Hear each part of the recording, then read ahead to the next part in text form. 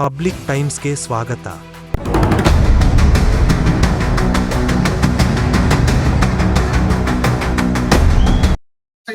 ರಂದು ಅಕ್ಕಮಹಾದೇವಿ ಮಹಿಳಾ ಪತ್ತಿನ ಸಹಕಾರ ಸಂಘ ನಿಯಮಿತ ಹುಣಗುಂದಿದರ ಚುನಾವಣೆ ಜರುಗಿದ್ದು, ಸದರಿ ಚುನಾವಣೆಯಲ್ಲಿ ಈ ಕೆಳಕಾಣಿಸಿದ ಮಹನೀಯರು ಅವರ ಹೆಸರಿನ ಮುಂದೆ ಸೂಚಿಸುವಂತ ಮತಗಳನ್ನು ಪಡೆದಿರುತ್ತಾರೆ. ಸಾಮಾನ್ಯ ಕ್ಷೇತ್ರದಿಂದ ಶ್ರೀಮತಿ ಗಂಗಮ್ಮ ಹೊಸೂರವರು 575 ಮತಗಳು,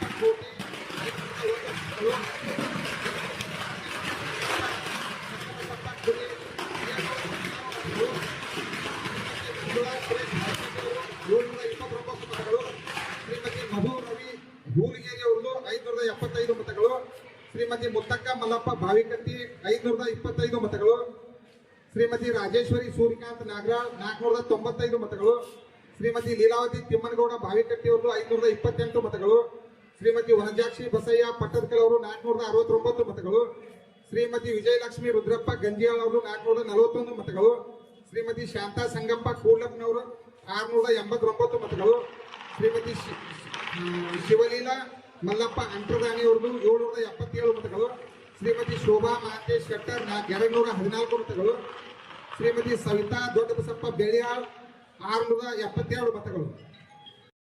ವರ್ಗದಿಂದ ಶ್ರೀಮತಿ ಗದ್ದೆವ್ವ ಗದ್ದೆಪ್ಪ ಒಡ್ಡರ್ ಅವರು 599 ಮತಗಳು, ಶ್ರೀಮತಿ ಚಂದ್ರಕಲಾ ಬಸಪ್ಪ ಹಾದಿಮನಿಯವರು 534 ಮತಗಳು, ಶ್ರೀಮತಿ ಶಿಲ್ಪಾ ಮಹಾಂತೇಶ್ ದಾಸರ್ ಅವರು 124 ಮತಗಳು.